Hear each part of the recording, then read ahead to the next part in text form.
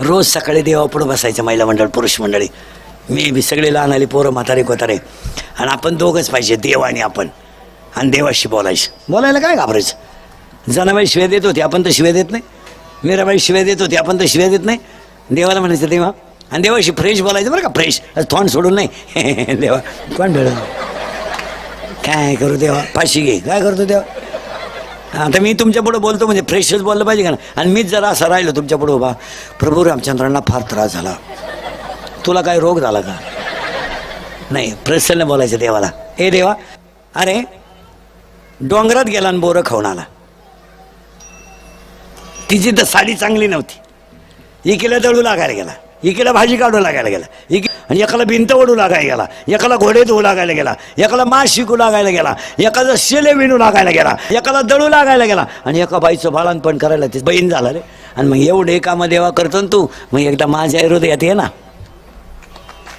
किती सोपी बघते. तो शबरीची बोरं खाली का नाही, सुदामाचे पोहे खाली का नाही, विदुरी काकाच्या काना खाला का नाही, जनाबाईला दळू लागला का नाही, सावता बाबाला डोरं, कोरोबा काकाला मडके घडू लागला का नाही, डोरं ओढू लागलं का नाही, अर्जुनाला घोडे देऊ लागला का नाही, ज्ञानोबाला भिंत ओढू लागला का नाही, कबीराला शेडी वेडू लागला का नाही. मग एवढ्यांची कामं करतो, मग माझंच करायला काय झालं, नरहरी सोनार बाबाला काम करू लागला ना, मग माझ्याकडे ये ना. कभी कभी मेरे दिल में ख्याल आता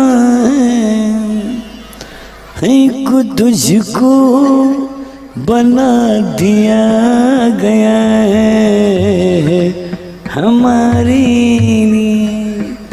आणि तू जर आला तर ये दोस्ती हम नहीं तोड़ेंगे, तोड़ेंगे दम मगर तेरा साथ ना छोडेंगे. मरल पण तुझे पाय सोडणार नाही, पडवली राहील ते नाही. पण केव्हा जो वादा किया निभाना पडेगा. कोणता वादा? तुझा विसर ना, गुण गाई ना. आणि केव्हा परदेसी परदेसी जाना नहीं मुझे छोड़ के.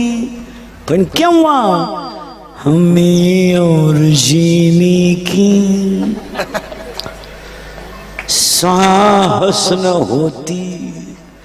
अगर ज्ञानेश्वर महाराज न होते तर ज्ञानेश्वरी न होती, तुकाराम महाराज न होते तर गाथा न होता, आणि छत्रपती न होते तर स्वराज्य न होते.